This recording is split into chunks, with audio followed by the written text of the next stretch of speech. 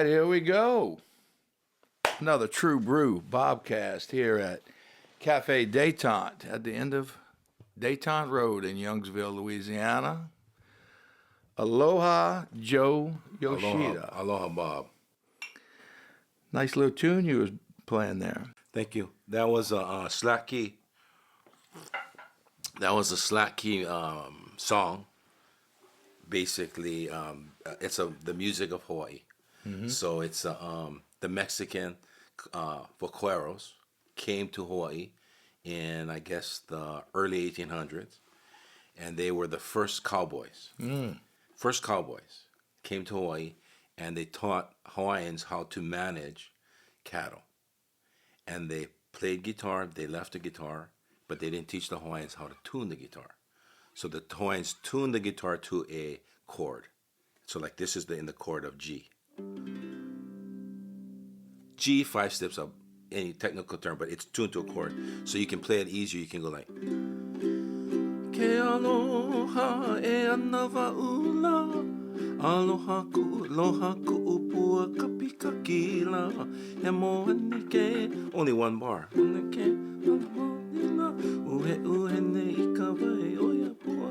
So shit, I can play guitar now. You want to try? And then what it does is it opens it up so you can play high up here, and you can leave these open, so you have more of a range in your. How's that different than the guitars around here? Same guitar, different tuning. So I tune these strings differently. I tune them down. We call it kiho alu, means to slacken the key. So this, in a standard tuning, this string, and this string is tuned down a whole step to make this a chord. So that sounds different. And this was a precursor to like the blues. In fact, a lot of Hawaiian music was like a precursor. Things coming out of American music was kind of like gospel and like that ragtime, the old parlor bars. And then Hawaiian music was really big in like the early 1900s. So like our grandmother, Momo, she played a lot of Hawaiian music and things like that. But yeah. This is basically a open tuning, so it allows you to keep the bass going, and you can play it up here. So that's considered a guitar, not a ukulele, because of the number of strings. Well, they call it a guitar lele. It's like a mix, kind of like me, like. So you sticking with your breed right there. Yeah. Yeah. So it's a guitar, but it's tuned up 5 half steps. So it's tuned like an ukulele to here. This is like ukulele, but then you got that for the guitar. So it's a guitar lele. Well, start us off with a little bit of a Hawaiian tune and tell us what the song's about. Okay. So let's see. This is a song about the cowboys. We're talking about cowboys. We call them paniolos in Hawaii. This is a song about the paniolo, the Hawaiian cowboy, from Maui. Okay. A place called Ulupalakua. Got it. I'll just sing like one verse. Yeah.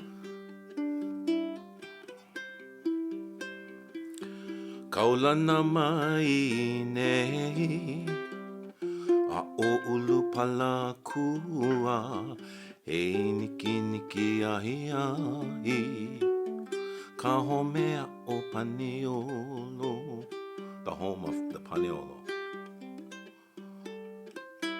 Kaulana mai nei a o Ulupalakua e nisi ahi ahi ka homea o Paniolo.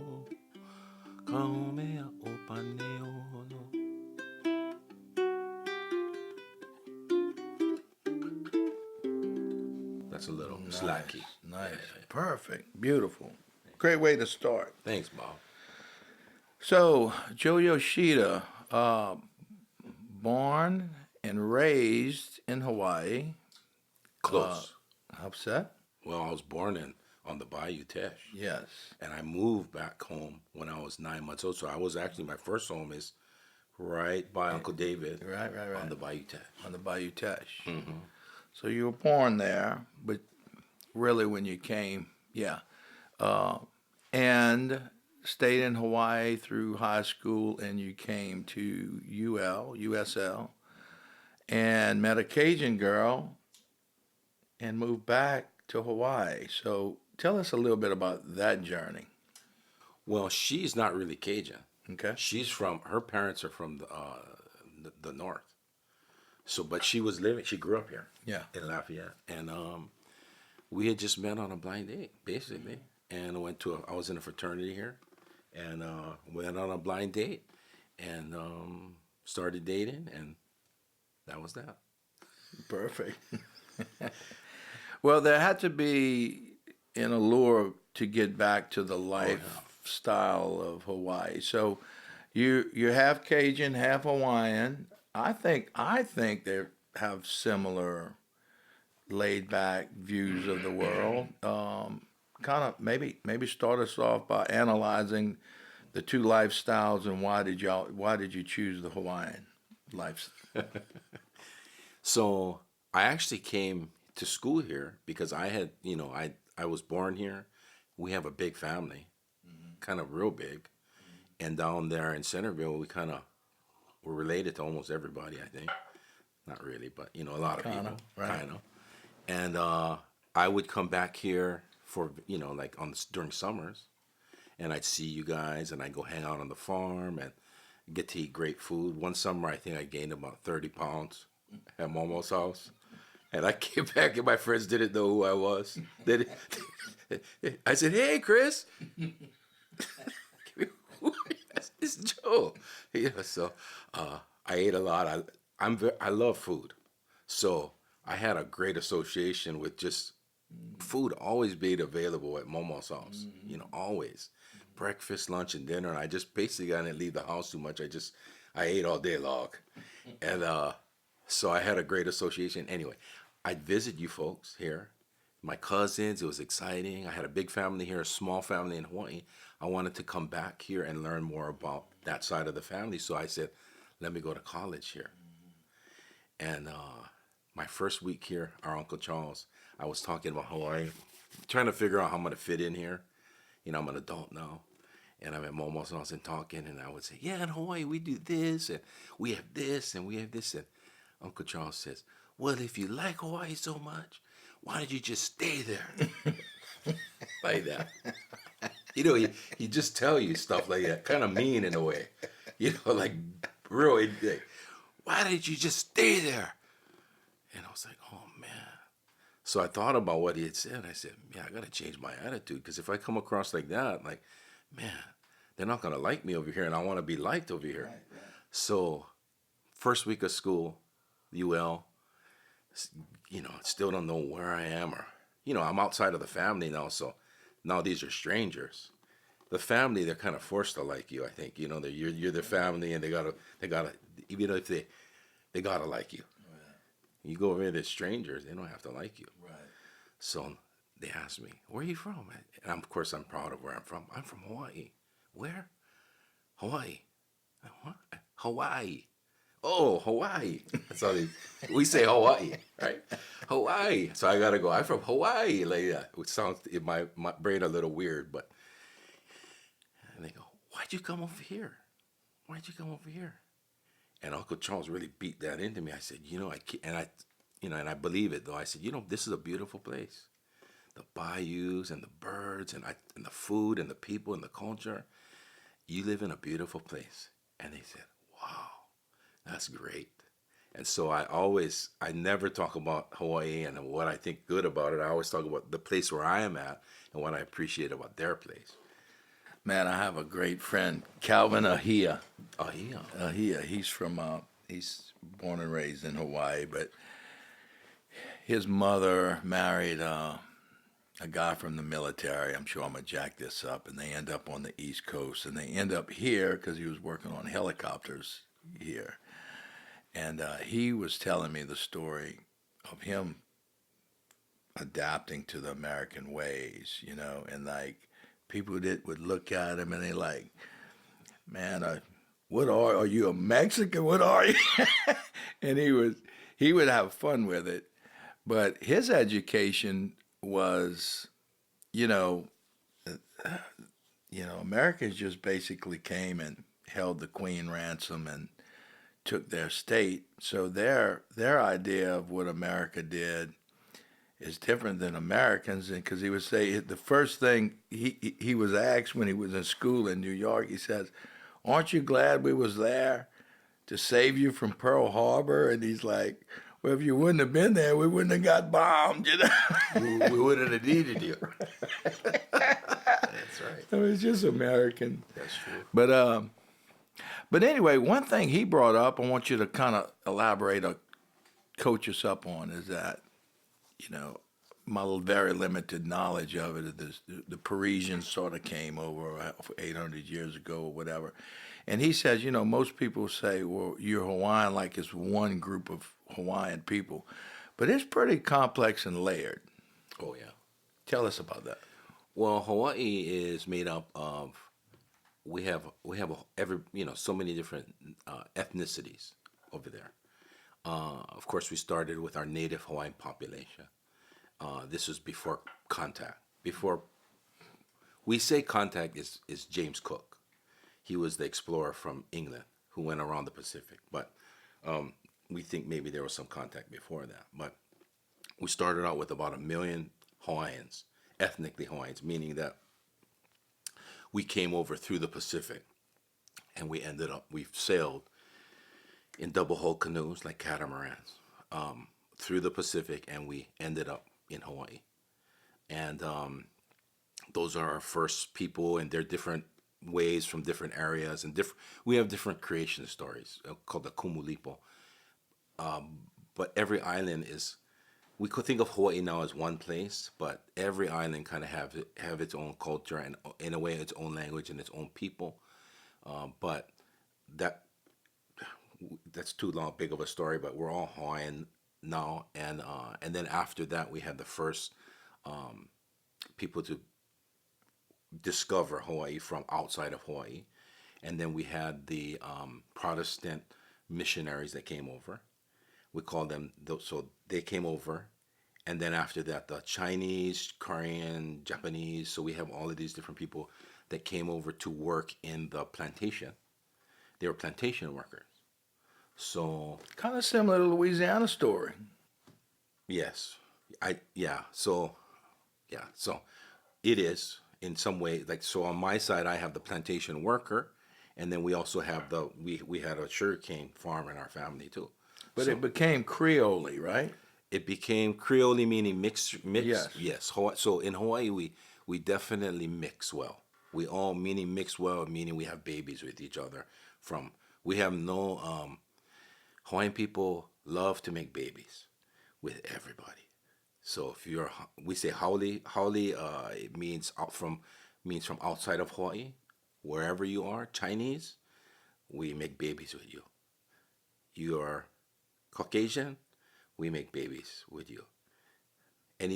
So we have a lot of mix. So for instance, I'm Japanese and Hawaiian on my dad's side, with a little bit of Chinese in there, a little bit of English from way back in the day, and then on my mom's side, mostly French, Cajun French. Mm-hmm. What a great mix, dude!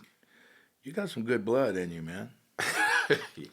But I mean, let me talk about, okay, y'all make babies, but it's really everyone's welcome as long as you live our life ideals and our belief systems.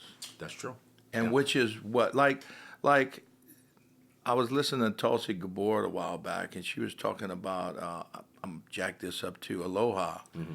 Everybody says aloha as in hello, mm-hmm. But aloha is pretty complex in how you live in aloha. Am I saying that right? Yeah.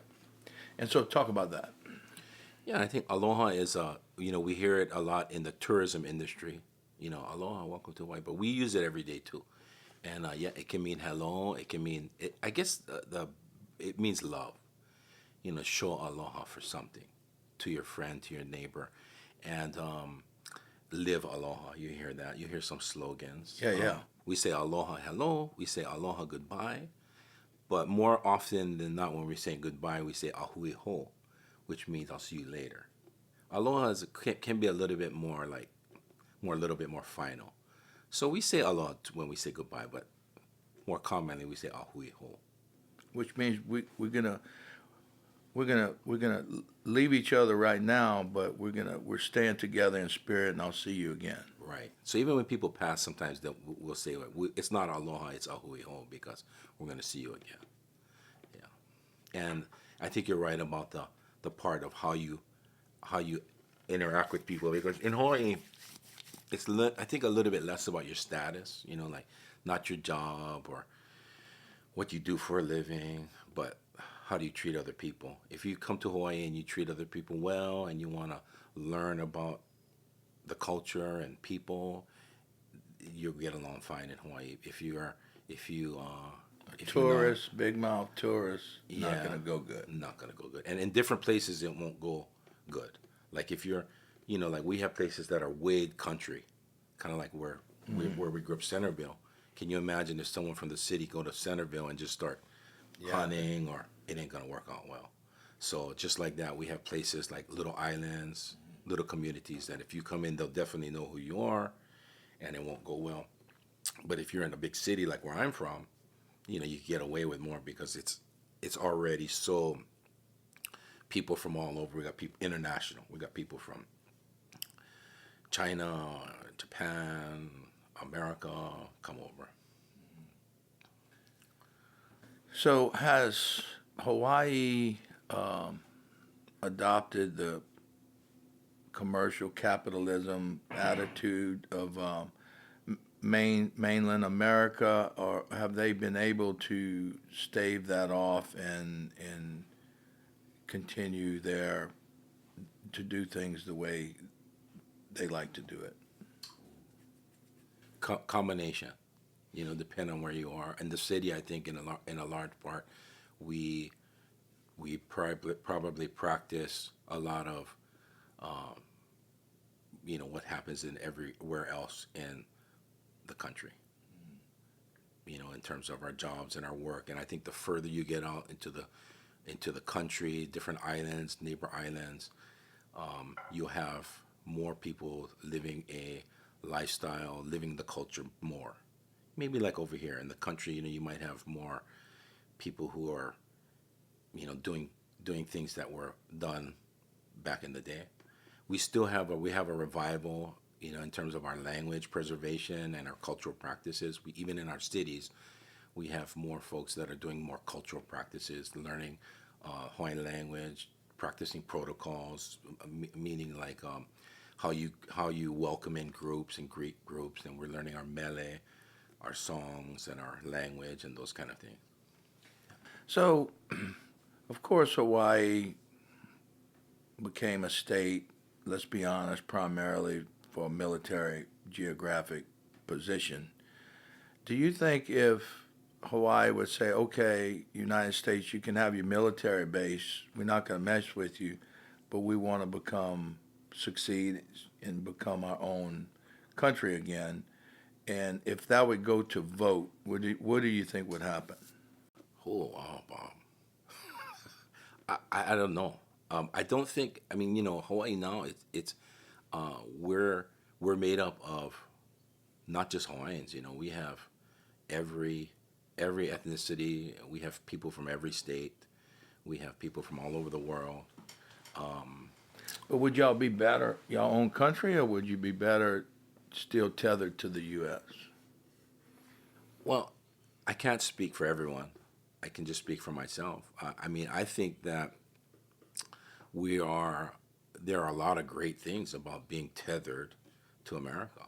Our system. I think in our schools, our economics, we have folks from all across the Pacific that come to Hawaii to go to school, come to Hawaii to do business. But you think it's because of Hawaii, or do you think because it's a U.S. state? That too. Yeah, I think it's everything. We have been working with the United States, part of the United States since before 1893. So You know, What about y'all state laws? Are they quite different than most of the states here? I would say no, No. but we do have state law, many state laws, and I don't want people to think that I'm a very low on the education On ladder politics side? of politics, as well as like we call it kingdom law, because prior to 1893 we had a kingdom, right? We're the only state that actually had a monarchy and our own kingdom, meaning that we were a country that was recognized by not only the United States, but France and all of the major countries in the world. Y'all had a real queen, right? We had a real queen, and it was for many, we had many queens and kings through, the 1800s. And so we had our own laws. We were considered the Switzerland of the Pacific. Yeah. And there were other countries that were kind of vying for Hawaii. See, that's kind of to my point. I don't know if the world wouldn't be better if it was that again. Many people in Hawaii think that. Yeah, I mean, really. I mean, they'll be protected military-wise by the U.S. if we keep a base, but I think we need more queens, bro. You know what I mean? I mean, women need to have more say-so in the direction the world's going. I think there's a lot of masculinity going on. Well, we had kings and queens. We've had kings and queens, and we would. Yeah, I do think that we need a female president. That would be wonderful. Yeah. Let's start with that. Fuck yeah. Yeah, we do need. We call it. We have ku and hina, and that's the spirituality of the femininity and the masculinity, and we all say we have a combination. Yeah. And we got to use all of our combination to be the best we can be. So yeah, we need more. Well, you hina know why and- that's important is that, okay, so the Parisians came over 800 years ago, so they were explorers in nature and in their DNA. And they get there and they spend hundreds of years creating a civilization that they thought was ideal, and a lot of spirituality, a lot of connection to the water and the earth. I think that's an excellent formula the world might need right now. So I think we should listen to Hawaii more. Well, there's many of us would agree. Not just Hawaiians, though. I think indigenous cultures share a lot in common, and we have indigenous cultures here, and it's all in most indigenous cultures that I know of. Again, I'm not an expert on it, but talk exactly about that: the connection between land, water, living, sustainability, people, and how do you keep that going for thousands of years? Because, man, industrial advancement doesn't have a good track record. I mean, it's driving us to extinction and crazy, man. And so, we need some rational human thinking. Yeah, values-based thinking. Yeah. Yeah. Well, I remember when you would come over when you were young, and it was different, but I was always intrigued that I could tell that you, I was probably misreading you when you was real young. I thought you were maybe not weird, but just a different way of thinking, and I'm just like, nothing bothers this dude. Don't you realize we have a crop to raise in this? Why aren't you anxious, Joe? And you're just like, hey, it's a great day. You know what I'm thinking? And as I got older, and I just appreciated it, and it has to come from that Hawaiian belief system and roots. Am I missing it? Oh, I mean, but you had a responsibility, right? You had that kuleana, that responsibility to the farm, to the land, that crop. Totally out of my,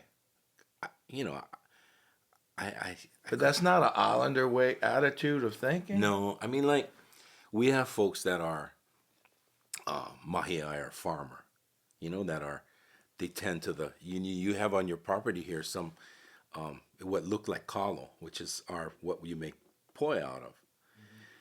And we have some kalo farmers. They have fields they almost look like rice fields. In fact, you could grow a lot of kalo over here, but you have the water and the land. But they have, of course, that same similar responsibility. They would be thinking about, what has to be tended to their land for that crop. That's their responsibility. When I came over here, I also my level of responsibility. I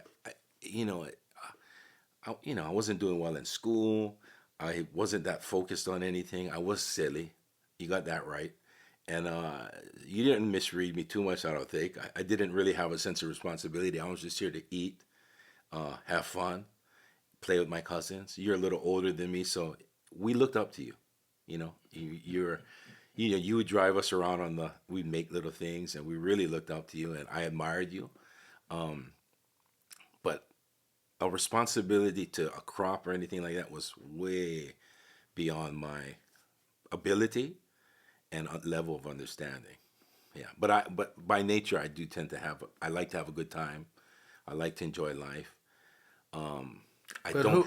who has it right and who has it wrong? I would say you had it right at this later age in our life. Is that what the hell were we worried about? I mean, Hard and to say. we wasn't around anxious and worried. We were just. It was just.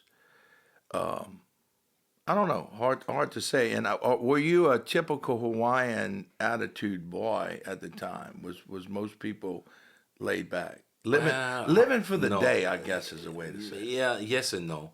Like anywhere, you have every different kind of Cajun person. Like our cousins, for instance. I was watching you too. At the Momo's table every morning, you come down and you'd come in, you'd be dressed up and ready to go, and I was watching you, and you would sit a lot. You wouldn't say too much. You'd kind of watch me, and I would always be thinking, what is he thinking about me? I was a little self-conscious. I'm like, I don't know, a little scared too, maybe. Maybe I don't want you to tell me what you think about me, But I'd watch you, and wonder about that, and am I saying the right thing? But generally, I kind of just do whatever the hell I do anyway. I can't control that too much. But there's every different kind of person in Hawaii. You always struck me as a kind of a serious guy. And you look serious. So, is that good or bad? Like in terms of, I would think in terms of relaxing, it's not good. It's easier to be like me kind of person to relax. But in terms of getting things done and creating things and like doing things, I think your way is the way to go. Like I'm not gonna accomplish as many. I look around here and I'm amazed at all the things you're doing, and I watch you on Instagram, and I'm like, wow, Bob is doing all of these things, and I get a little jealous. Like, wow, I wish I could do all of those things, but then I revert to my natural way, which is like, let me have fun and play music. And Well, I envy that. I envy that. I mean, are your children? How's their demeanor? oh, they're probably more like you than me. Like they want to get things done, they want to accomplish things. I think I always like, hey, let's just have fun and relax. But they have that built into them. Maybe that's something in our gene pool. I don't know. But they definitely want to get things done. You might live to be 200 years old, man. I don't know. I eat a lot of bad food too, though. So teach us a little bit more about Hawaii, man. Like when you come, what's like when you go back? How does your group of people, like you was talking about that group that you want to bring over here? Yeah, those are indigenous Hawaiians. Mm-hmm. Mm-hmm. What about them? They would love to come here. Well, it's hard to see. You have a lot of different groups, Hawaiian groups that get together for different reasons. A lot of folks get together around music, around dance, around language, around martial arts. We have like a lua martial arts. So, kind of similar to here that we have Cajun folks that are getting together around food, music, families that get together. Um, so, people get. It's hard to say. There's no one kind of Hawaiian person, um, but um, yeah, I forgot what the question. Well, just an idea. You had mentioned like there's even degrees of Cajuns. You have some that speaks Cajun French or Creole, and it seems like they're dialed into just the heritage and the preservation of it, and you saying that Hawaiians sort of do the same thing, and there's different layers of that, and you Right. can go as hard as you want, or you can just enjoy the mix. Yeah, yeah. And I would say I'm on the low. I'm learning. So I always try to learn, right? So I'm trying to learn more language, song.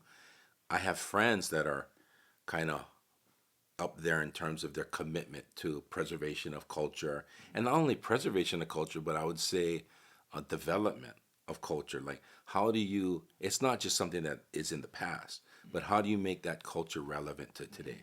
Like, how do you make Cajun culture relevant to communities, to people, to the education? Make it alive, right? So I'm lucky that I work in a school system where we have a lot of Hawaiian values, and we have a lot of people who work in the system who are dedicated to that, who study that, who implement that. And I learn. I try to learn. I watch them, try to learn from them. I don't have the same level of, definitely not the same level of expertise. By nature, I'm a little bit more laid back, so I don't really have that drive either. I'm trying to get that drive. I'm always trying to get the drive, but then I get to the point where I don't. Yeah, I That's what I love about you, man. I mean, sure. I don't know. I think the world's gotten over here on the. I can speak for around here. What I worry, and one of the reasons I started the cafe is that the world's just so fast. I watch my kids and how much information they have to filter on their phones. It's just a lot of things to take in, and just to slow down and really slow down and have a conversation and figure out what the other people are thinking and doing versus through the what's going on today with all the social medias and whatnot. It's hard to get a pure read on anybody. And I hate to see Hawaii, who's a literal island out there with your own culture. I would imagine y'all getting a lot of this too, right? oh, No absolutely, place to hide. no place to hide. Yeah, the world of social media and electronics. It started with cable TV. Started with cable TV, and it's just got ramped up. And so, yeah, we definitely get affected by it. And I wish it weren't the case. I wish we could just stop all of that and, like you say, have a conversation, be a leader of your own mind and your own thinking, and don't listen to everybody and try to just say what they're saying just to fit in. Like, to me, that's the best leader, is if you can just lead your own mind, and make your own opinion up, and just think about it, and and go with that. Not try to be a part of a. It is it. That's the thing about culture too, right? In a way, it is doing things as a part of a group. It's the strength of the group. You know, you do a, a dance or a song, and with a group, you can feel that power. It's exciting to be a part of the group. But then, if the group is doing something that's hurting other people, that ain't good. Well, I always thought you was more of a behavioral scientist type of guy. Like I was listening to you explain one of the songs you wrote.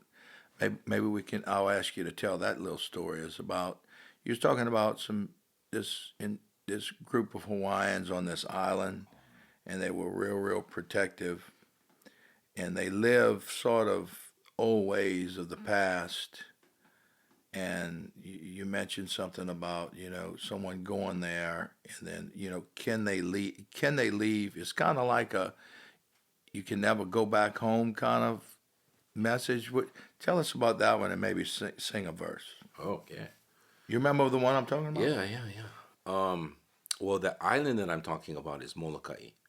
And this was an island that they have done a great job at, and I don't want to, I'm not from Molokai too. So that's the other thing. Like, I want to respect their, I can't speak to them, and, that's the first thing they would tell me is like, why are you talking about Molokai? You're not from Molokai.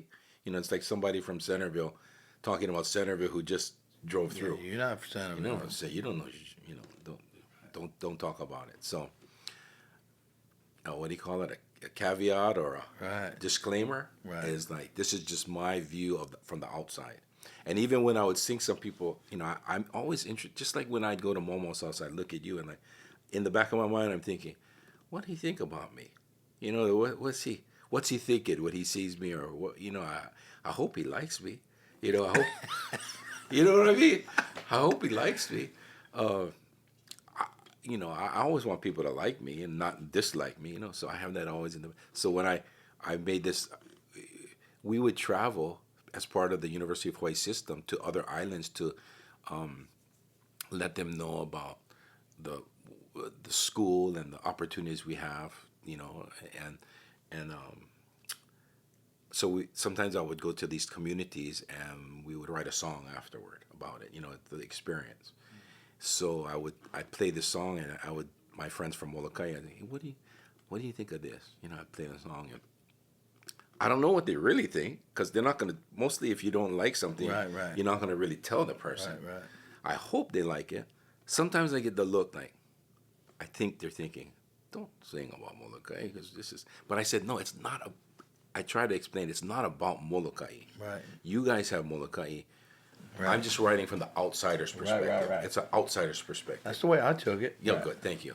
And I hope they take it that way too, because I'm definitely, Molokai has its own culture, its own music, its own proud people.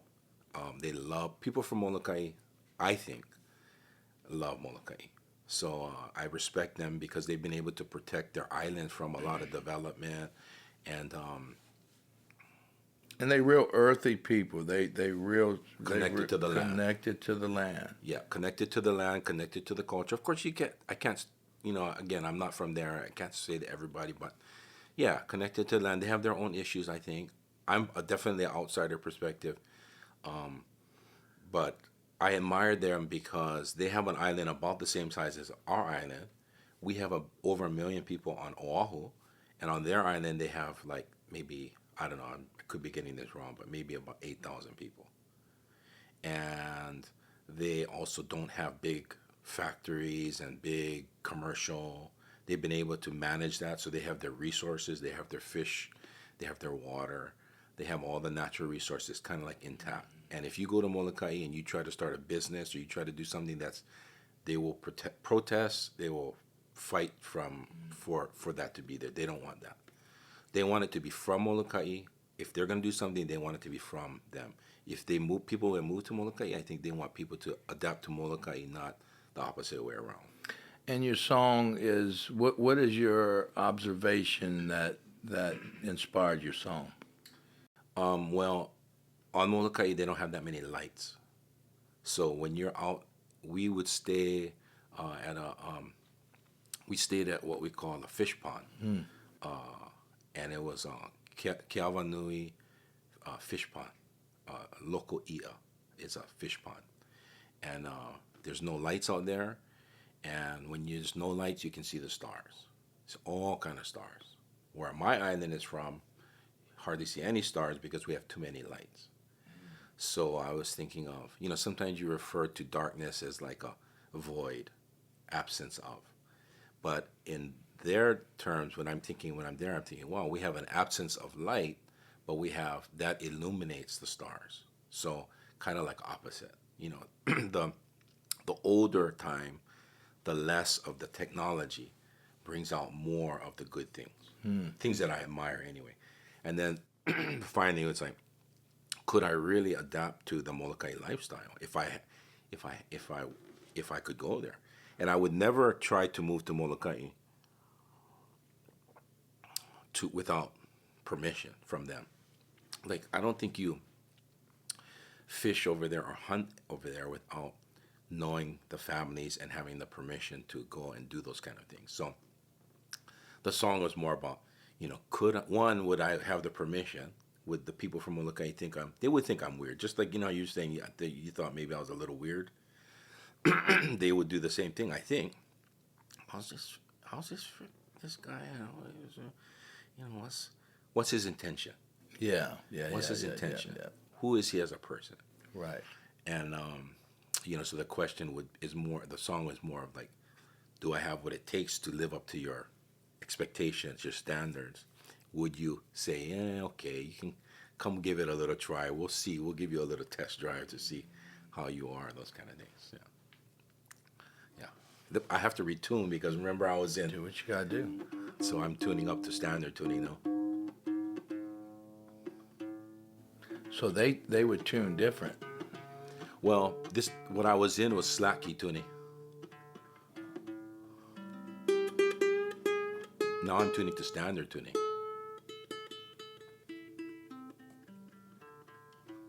Now I'm in standard tuning.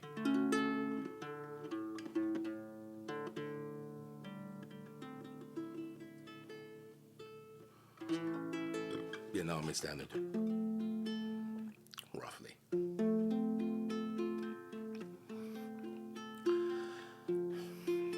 I might get some of the chords wrong, so pardon me. I'll never know. What's that? I'll never know. You might.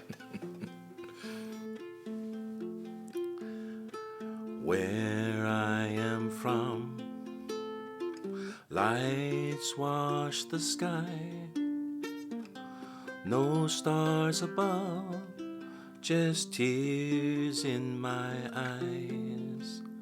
But way out there, across the sea, there is an island calling me. Molokai nui ahina, mahalo ya oe. From the darkness, showing me a way back to a simpler life when we were friends. Oh, how I yearn for those days. Beautiful. Love it. Oh, thanks, Bob. Appreciate that. Well, do you like trying to get in your brain how it works? It just seems that you not fantasize, but I think that you really use a lot of empathy and understanding, and try to view the world through other people's eyes to get a message. I always thought that was a beautiful thing. And perhaps you mentioned you was a disaster in school when you was growing up, and so was I.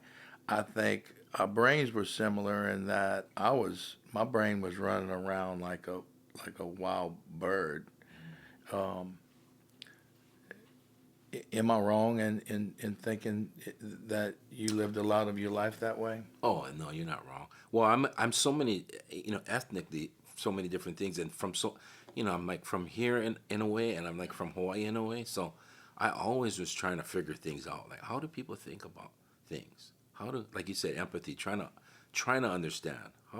What's that like? Or how do they think? That's why, like, even when, we're joking a little before about, Mexican, like what most people think when I move here, I'm Mexican, right? And the big You need to speak some Spanish. I do need to. Even the Mexican people think I'm Mexican, and they refuse to believe I'm not, So they want to speak to me in Espanol, and I'm like, no, I'm Hawaiian. But the biggest kick I would get when I was down in Centerville is all all my cousins and everything, trying to explain me to their friends and to. That was a train wreck, huh? That was rough. They said, "This is Joe Yoshida. He's from Hawaii. You would give me. Everybody would give me the full introduction. Normally you just say this is Jack or whatever. Right. You guys could tell that people were looking at me like, who the hell is this? So you guys, all my uncles, everyone, I get the full introduction every time. This is this is my nephew, Joe Yoshida, Melinda's son, married Sam Yoshida from Hawaii. He's my nephew. He's from Hawaii. Oh, I get the full thing, Right. So it was good. I would get a kick out of that, that introduction all the time. But yeah, people.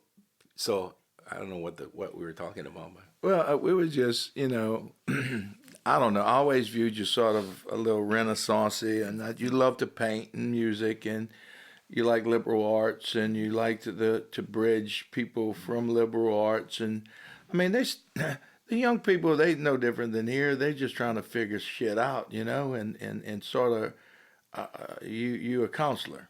I'm a counselor. And so explain your role. Yeah, I'm a counselor at Kapiolani Community College. We are a school on the backside of Diamond Head. So Diamond Head is that mountain that everyone knows of Waikiki, that silhouette. Mm-hmm. It's called Diamond Head. The old term for it is Le'ahi. And we are in the backside of Le'ahi, and that's my role. And I'm a counselor to students that are entering our college, that are going into liberal arts, Hawaiian studies, new media arts. We have a lot of different programs, and they're nursing and some of our medical programs. And they're trying to figure out if college is for them. Is college relevant? Can they do it? Just like me. And so I work with them and trying to let them know they can do it if they want to do it. But we also have vocational, and like the 4-year degree is not for everybody. We got 2-year degrees. We have certificates. We have something for everybody. If you're not tracking down the STEMS road, I think old school college, like when we were growing up, I don't know if the value's there anymore. I mean, a lot of times people are better off going into vocation or going into something that they can. Why blow all that money in 4 years for something that they can? How do you advise on that? Well, that's true. As a community college, our it's very affordable too. So it's not like going to a private 4-year school, and right. So it is much more affordable, and we have lots of different financial aid scholarships and opportunities. When it comes to just earning income, I think you're right. There are a lot of and for many people, there are a lot of trades and ways to get a quicker. We have degrees like become an emergency medical technician. You can do it in less than a semester, and get out and make a good salary and have a good living. And that is the way to go for many people. But do we have the philosopher, as many maybe philosophers, without the people going into some of those humanities? Do we have the artists? Do we have all of those folks? And then how many of us know right off the bat what's our calling, or what we're good at? Sometimes that takes a little time. College can give you a little time to learn about, read about a lot of different areas and do different things, and then explore that. So if people have the time and the resources, I do think it's still a valuable thing to get involved with. Mm-hmm. Yeah, it's no different here. I mean, some people, flags go up in my opinion, when kids get out of high school and say, I'm going to be this, I'm going to do this. Really at 17, 18, you really know? Right. Have you considered anything else? Have you looked around? Are you going to be good at that? Or are you why are you doing that? So, I think there's a lot to be said for to be a drifter for a little while. Yeah. If you have the some students don't have the luxury. You know, I would say we had a little bit of that luxury in terms of our families being okay with drifting a little. And then some students, you know, they have the responsibility, they have that kuleana to their family. They need to be contributing right away. And so Yeah. they try to jump into something quicker. But yeah, I agree with you. Yeah. How did you advise your children? Oh, wow. Well, I, you know, I in terms of what the career was, I don't think we really advised them too much. Um, but we always, I think, you know, both myself and their mom were into education, so they thought it was valuable, and they just started. They tended to go into what they were interested in. We advise them, study what you're interested in. Don't think too much about the money part of it. Do what you're good at, what you're interested in, and my son went into mathematics, so not a career that you would probably be thinking about if you want to make a lot of money, but he loves that subject matter. And then, which is funny because I took, you know, algebra like 5 6 times just to graduate from UL. And my daughter went into biology because she loved it. I don't know about the money part of it because, you know, maybe that had something to do with it. I don't know, but yeah, we just say do what you like, what you enjoy. Try to work hard, and they've done well in school, so you know, proud of them. Yeah. How about you with your kids? How did you advise them? I sort of did the same thing. You know, I was just, you're going to figure it out. Um, and they did. They ended up figuring it out. It didn't come real easy for all of them in regards to the decision. It just sort of rolled out, um, for them. But, um, I think it was probably better that way because, they wasn't stressing too much until it was time for it.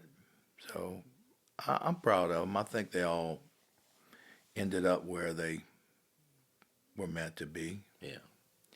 But I mean, so as we're getting older and going to another chapter, what if you would go back to 18-year-old Joe?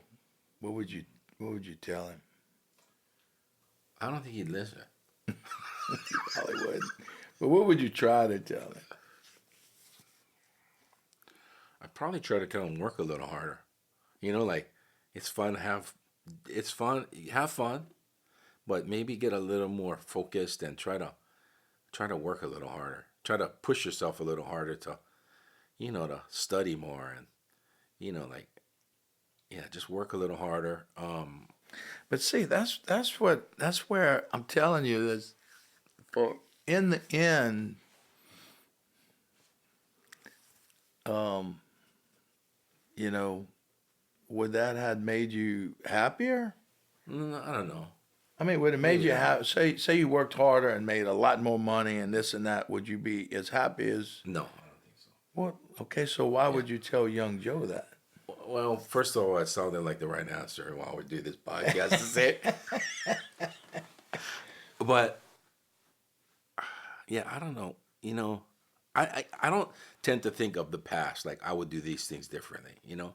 But I would always say to me to do the right thing, treat people well, be respectful. I've done things that were disrespectful, and make those times where I look back and I maybe hurt somebody's feelings, or try to just be a little more aware. Try to think about that and try not to do it. Sometimes you can't help it. Like you're gonna say things that are offensive or say the wrong things, or I've done that. Like accidentally, I told a dental hygienist, something about I wasn't meaning to, but it was like I confused her with